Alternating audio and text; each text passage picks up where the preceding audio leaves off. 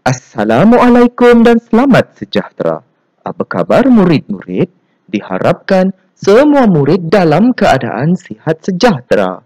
Saya, Cikgu Afan akan mengajar kalian subjek bahasa Melayu yang bertajuk Seikat Bagai Sirih, Serumpun Bagai Serai.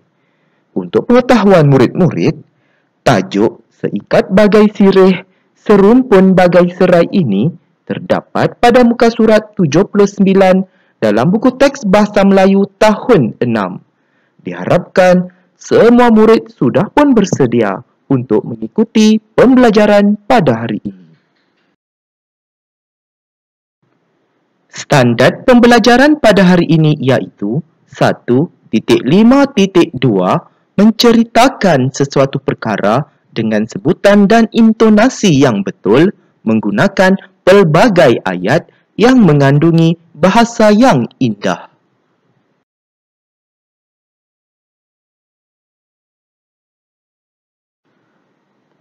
Objektif pembelajaran pada hari ini iaitu pada akhir pembelajaran dan pemudahcaraan, murid akan dapat menceritakan sebuah cerita mengenai seikat bagai sirih, serumpun bagai serai dengan sebutan dan intonasi yang betul menggunakan dua ragam ayat iaitu ayat aktif dan ayat pasif yang mengandungi bahasa yang indah.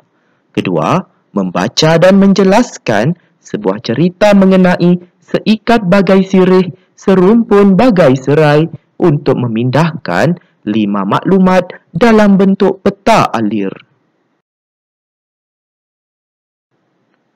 Kriteria kejayaan atau KK pada hari ini iaitu murid berjaya menceritakan sebuah cerita mengenai seikat bagai sirih, serumpun bagai serai dengan sebutan dan intonasi yang betul menggunakan dua ragam ayat iaitu ayat aktif dan ayat pasif yang mengandungi bahasa yang indah. Kedua, murid berjaya membaca dan menjelaskan sebuah cerita mengenai seikat bagai sirih, serumpun bagai serai untuk memindahkan 5 maklumat dalam bentuk peta alir. Baiklah murid-murid, apakah aktiviti yang boleh mengeratkan hubungan silaturahim dalam kalangan penduduk kampung atau di kawasan taman perumahan? Bagus, antara aktiviti yang boleh kita dapat mengeratkan hubungan silaturahim dalam kalangan penduduk, di sini cikgu sudah nyatakan iaitu aktiviti bergotong royong. Yang pertama, aktiviti bergotong royong membersihkan kawasan supaya sesuatu kawasan itu menjadi bersih.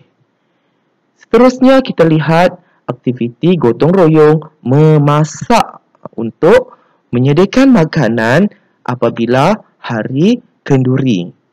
Dan di sini kebiasaannya aktiviti gotong royong memasak secara beramai-ramai dalam kalangan penduduk kampung adalah untuk mengadakan sesuatu majlis seperti majlis kenduri perkahwinan. Dan di sini juga ada juga aktiviti membetulkan bumbung rumah yang rosak. Di sinilah juga masyarakat dapat mengeratkan hubungan silaturahim untuk mengurangkan beban penduduk yang menghadapi masalah seperti ini.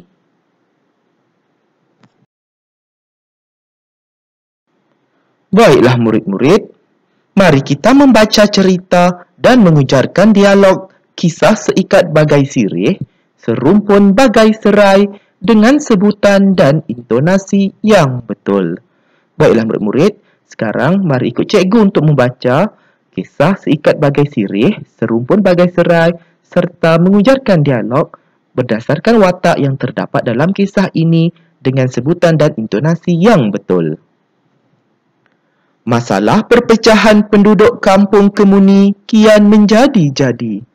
Masalah itu berpunca daripada tindakan segelintir penduduk yang mengusahakan ternakan ayam secara terbuka. Bau busuk dan masalah lalat menyebabkan sesetengah penduduk hilang sabar. Pada malam itu, Pak Junaid memanggil anak buahnya mereka mengadakan mesyuarat tergempar. Apakah yang perlu kita lakukan, Pak Junid? Ya, Pak Junid, lambat laun masalah ini akan bertambah parah.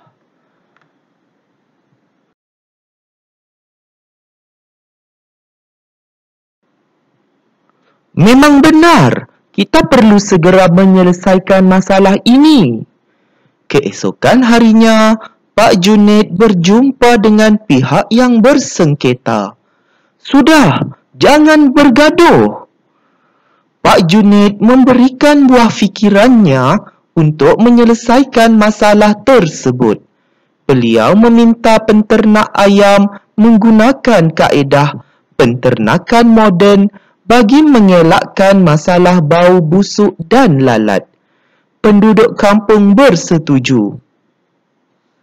Wah, bijak sungguh Pak Junid. Seikat bagai sirih, serumpun bagai serai. Akhirnya, pihak yang bersengketa sedar akan kesilapan.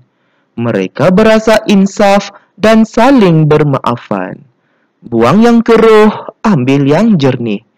Baiklah murid-murid, diharapkan murid-murid dapatlah memahami kisah cerita ini yang mengenai penduduk kampung Kemuni ini menghadapi masalah bau busuk, iaitu disebabkan oleh penternakan ayam yang mengundang masalah lalat dan juga bau busuk.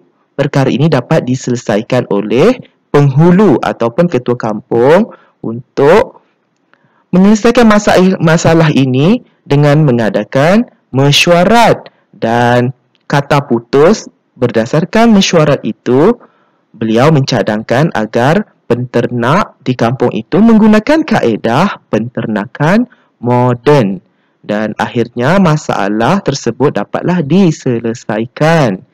Akhirnya penduduk kampung di situ bersatu padu dan tidak lagi bergaduh ataupun bersengketa.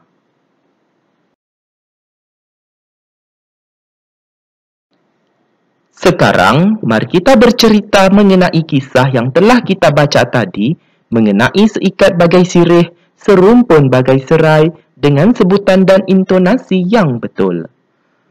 Baiklah murid-murid, sekarang murid-murid dikehendaki untuk bercerita semula mengenai kisah yang telah murid-murid baca sebentar tadi. Oleh itu, mari ikut cikgu untuk menceritakan semula kisah yang telah kita baca tadi dengan sebutan dan intonasi yang betul. Pada zaman dahulu, di dalam sebuah kampung Kemuni, penduduknya berpecah belah. Perkara itu disebabkan oleh segelintir penduduk. Mereka ambil ringan menternak ayam di kampung itu. Perkara itu menyebabkan bau busuk dan masalah lalat. Mesyuarat diadakan oleh Pak Junid bersama penduduk kampung yang lain. Masalah itu diselesaikan oleh beliau kerana beliau panjang akal. Beliau mencadangkan penternak tersebut perlu menggunakan kaedah penternakan moden.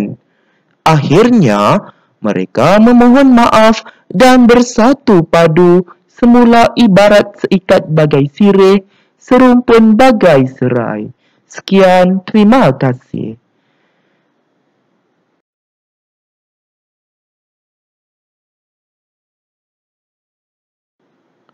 Seterusnya, mari kita mengenal pasti ragam ayat yang terdapat daripada cerita tadi. Untuk pengetahuan murid-murid, berdasarkan kisah yang telah diceritakan sebentar tadi, terdapat ragam ayat, iaitu ayat aktif dan ayat pasif. Kita lihat ayat aktif terlebih dahulu. Yang pertama, mereka ambil ringan menternak ayam di kampung itu. Ayat ini ayat aktif kerana menggunakan kata kerja aktif, iaitu yang berwarna biru, menternak. Seterusnya, B, perkara itu menyebabkan bau busuk dan masalah lalat. Dan ayat ini merupakan ayat aktif kerana menggunakan kata kerja aktif, iaitu menyebabkan. Dan kita lihat yang C, beliau mencadangkan penternakan tersebut perlu menggunakan kaedah penternakan moden. Dan di sini, ayat ini menggunakan ayat aktif kerana menggunakan kata kerja aktif iaitu mencadangkan dan juga menggunakan. Seterusnya kita lihat ayat pasif. Kita lihat ayat pasif yang pertama. Perkara itu disebabkan oleh segelintir penduduk. Ayat ini ayat pasif kerana menggunakan kata kerja pasif iaitu disebabkan oleh, iaitu yang berwarna merah lah. Dan yang kedua, mesyuarat diadakan oleh Pak Junid bersama penduduk kampung yang lain. Dan kita lihat ayat ini ayat pasif kerana menggunakan kata kerja pasif iaitu diadakan oleh. Dan yang terakhir, masalah itu diselesaikan oleh beliau kerana beliau panjang akal. Dan ayat ini juga ayat pasif kerana menggunakan kata kerja pasif iaitu diselesaikan oleh. Oleh itu, cikgu harap murid-murid dapatlah memahami dan membezakan ragam ayat iaitu ayat aktif dan juga ayat pasif dengan sebaiknya. Kini tiba masanya murid-murid perlu mencatatkan 5 maklumat mengikut urutan yang betul dalam peta alir. Sila rujuk slide aktiviti 2 tadi. Tuliskannya dalam buku pemahaman. Okey, murid-murid, tugasan ini sangat mudah. Murid-murid perlu menyusun semula maklumat yang telah cikgu berikan yang terdapat di atas itulah yang berada dalam kotak yang berwarna ungu iaitu memohon maaf, menternak ayam, menyebabkan bau busuk, mencadangkan penternakan moden, hidup harmoni dan juga mengadakan mesyuarat. Maklumat ini perlu disusun mengikut urutan yang betul dari awal sehinggalah akhir cerita. Dan di sini, murid-murid perlulah catat maklumat tersebut dalam bentuk peta alir. Dan diharapkan tugasan ini dapatlah murid-murid selesaikan dengan sebaiknya. Selamat berjaya ya murid-murid.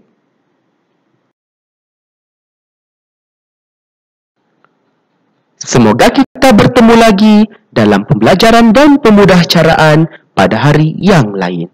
Sekian, terima kasih.